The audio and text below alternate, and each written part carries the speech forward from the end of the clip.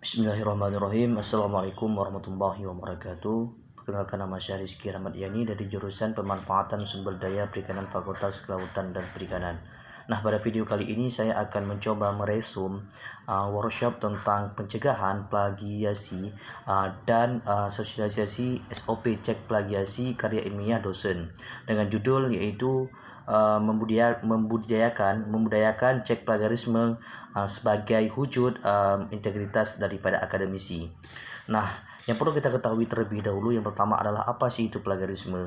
Plagiarisme adalah plagiat atau perbuatan sengaja atau tidak sengaja dalam memperoleh atau mencoba memperoleh kredit atau nilai untuk suatu karya ilmiah dengan mengutip daripada sebagian atau seluruh karya orang lain, pihak orang lain yang diakui sebagai karya ilmiahnya. Jadi kita mengambil karya ilmiah orang lain atau mencoba mengklaim bahwasanya itu adalah karya ilmiah kita gitu, tanpa menyatakan sumber itu dari mana kita mengambilnya. Nah, kemudian ruang lingkup daripada plagiarisme itu ada 6. Yang pertama adalah mengutip kata-kata atau kalimat orang lain tanpa menggunakan tanda kutip dan tanpa menyebutkan identitas sumbernya dari mana itu. Nah, yang kedua adalah menggunakan gagasan, pandangan atau teori orang lain tanpa menyebutkan juga sumbernya dari mana. Yang ketiga adalah menggunakan fakta atau data informasi itu milik orang lain tanpa menyebutkan sumbernya. Jadi kita mengambil informasi orang lain, data orang lain tanpa menyebutkan sumbernya dari mana. Nah, yang keempat adalah mengakui tulisan orang lain sebagai tulisan sendiri. Kita mengambil tulisan orang lain dan kita mengklaim bahwasanya itu kita yang buat kayak gitu. Nah, yang kelima adalah melakukan parafrase. Parafrase itu apa gitu? Mengubah kalimat orang lain ke dalam kalimat yang baru, susunan kalimat sendiri tanpa mengubah idenya ataupun tanpa kita menyebutkan itu sumbernya, itu identitasnya dari mana gitu. Sumbernya dari mana? Kita hanya mengubah sesuka-suka kita saja. Nah, yang keenam adalah menyerahkan suatu karya ilmiah yang dihasilkan atau telah dipublikasi oleh pihak lain seolah-olah itu sebagai karya ilmiah sendiri. Nah, ini merupakan sebuah juga kesalahan karena kita menyerahkan sebuah karya ilmiah yang dihasilkan oleh yang telah dipublikasi oleh pihak lain, kemudian kita mengklaim, dan setelah kita klaim itu kita upload ulang seolah-olah itu karya ilmiah kita sendiri. Nah, yang selanjutnya adalah mengapa sih plagiarisme itu bisa terjadi.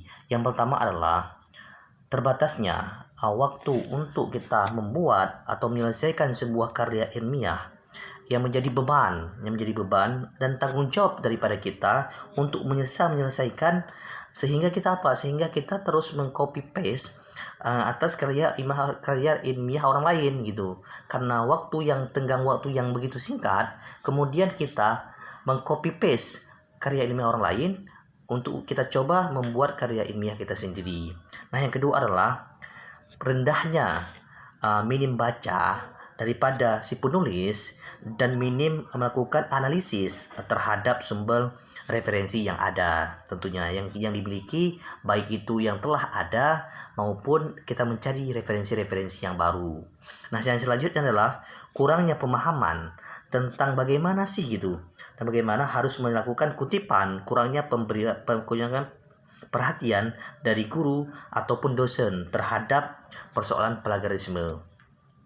Nah, yang kemudian adalah bagaimana sih cara kita bisa menghindari daripada plagiarisme. Yang pertama adalah karya itu disertai dengan surat pernyataan bahwasanya karya yang telah kita buat itu tidak ada unsur plagiarisme gitu.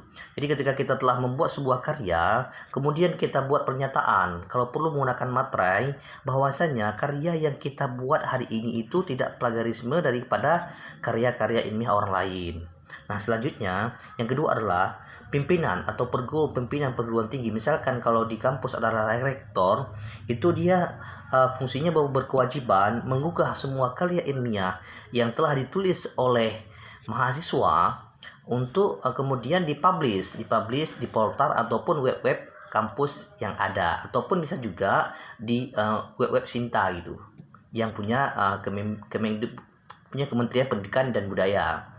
Nah, apabila terdapatnya kedapatan itu apabila mereka menggunakan plagiarisme, maka gelarnya untuk yang mendapat gelar misalkan kayak profesor itu dicabut gitu. Jadi misalkan nih seperti mahasiswa ketika dia telah mendapatkan gelarnya kayak diberikan SPI itu, maka dia akan dicabut gitu gelar SPI-nya. Karena mengapa? Karena dia kedapatan menggunakan plagiarisme. Jadi kesimpulannya adalah apa? Kesimpulannya adalah bagaimana kita mampu membudidayakan minimnya plagiarisme dengan cara apa? Dengan cara mengikuti salah satunya kegiatan hari ini, yaitu mengikuti acara workshop tentang bagaimana membudidayakan plagiarisme sehingga plagiarisme ini minim dan bisa menjadi sebuah karya ilmiah juga bagi kita tanpa melihat ataupun mengikuti karya orang lain. Kita boleh mengikuti, cuma jangan copy paste semua apa yang ada di dalam kalimat orang lain atau dalam karya ilmiah orang lain, atau dengan cara kita parafrase sehingga kita juga mengutip dari mana parafrase atau sumber yang kita dapatkan dari itu, yang kita dapatkan dari sumbernya. Nah, sekian yang dapat saya sampaikan pada video resume kali ini. Saya mohon maaf apabila ada kekurangan. Saya Rizky Rahmat Yani. Terima kasih atas waktunya. Wassalamualaikum warahmatullahi wabarakatuh.